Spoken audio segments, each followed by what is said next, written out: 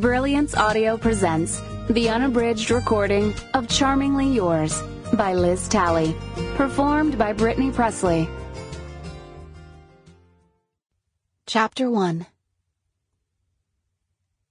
The last communication of Rosemary Reynolds' oldest friend lay innocently in the center of the table, half resting on torn polka-dotted wrapping paper. Addressed to my girls, in the same girlish hoop-de-loop script Lacey Guthrie had perfected on the back cover of her math notebook in the 7th grade.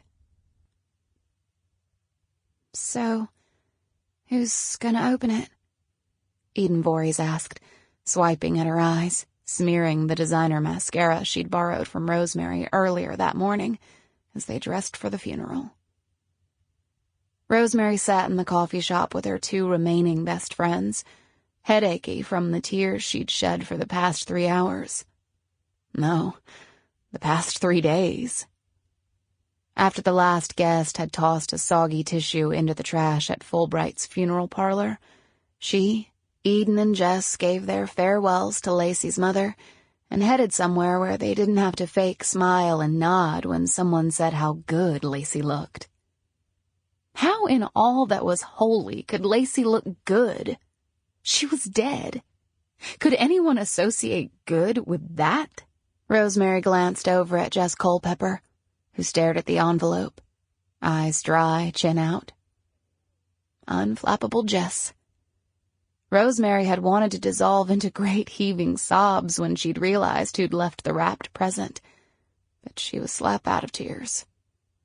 She'd flooded the funeral and graveside service, unable to stop the sobs, snot, and total heartache at the thought Lacey would never call her again to complain about Mr. Sneed's bad breath, or slide onto the bench seat of Earline, the Guthrie's old Ford truck, flipping down the mirror to fix her lipstick.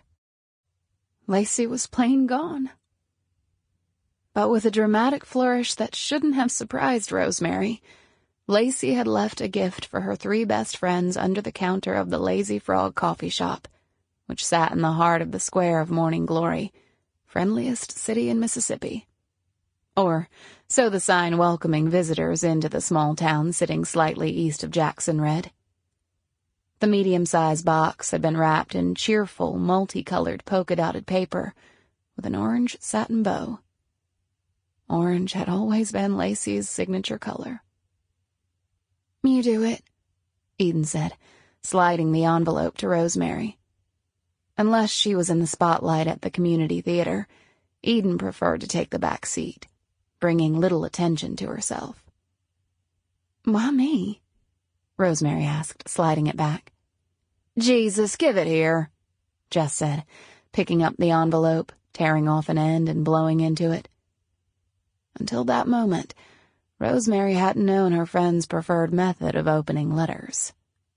Weird. As a surgical nurse, Jess was the perfect person to rip off the proverbial bandage. Unfolding the letter within, Jess swiped at her nose with the back of her hand. If they'd not just attended Lacey's funeral, Rosemary might have teased her friend about her lack of sterility. But today wasn't a day for jokes. Today wasn't a day for much of anything. Jess cleared her throat. Sample complete. Ready to continue?